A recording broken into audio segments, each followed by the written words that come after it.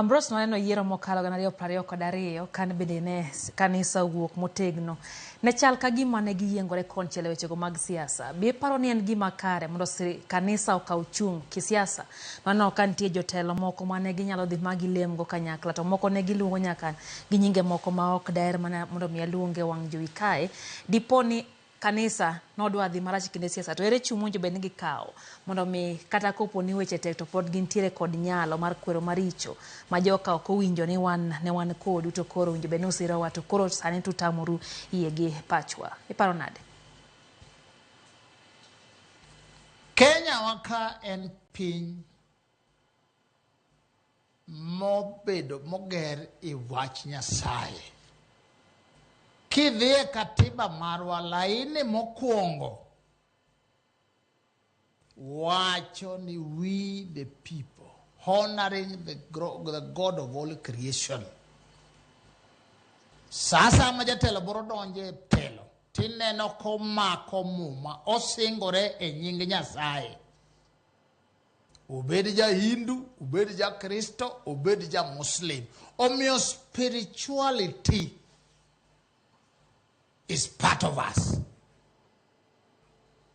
Kendo yudo ka wan kaka Kenya waero jotelo gogo mohero Nyasaye. Osebet kodgi Kibaki ne ja Catholic, Mutegno Moi ne ja AIC, Hayati Mzee Kenyatta manochako piny ne ja Catholic. And koro miyo jotelo gi kabiro temo wasebedo gogi gin jo Kristo. Mheshimiwa Ruto to koro en ng'ano ma profess quo.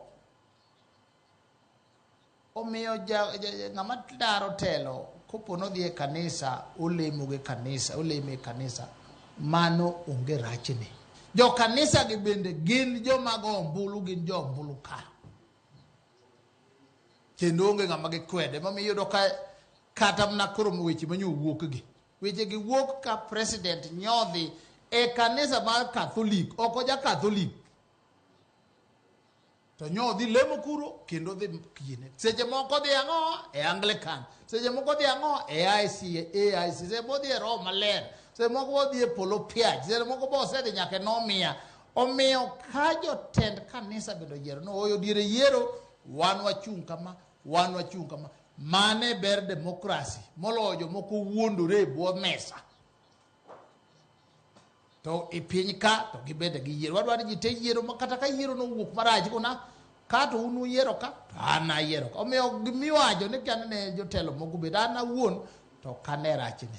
Mheshimiwa Ruto ne nigi kuonde ne moleme manodhiye. Mheshimiwa Raila ne nigi kuonde ne manoleme. Osiepna mawaja koya bende ne wacho ne tingisa mit. An kod penjo kanyo Ambrose, antiere kod penjo kanyo matin kapok idhi mbele, antiere kod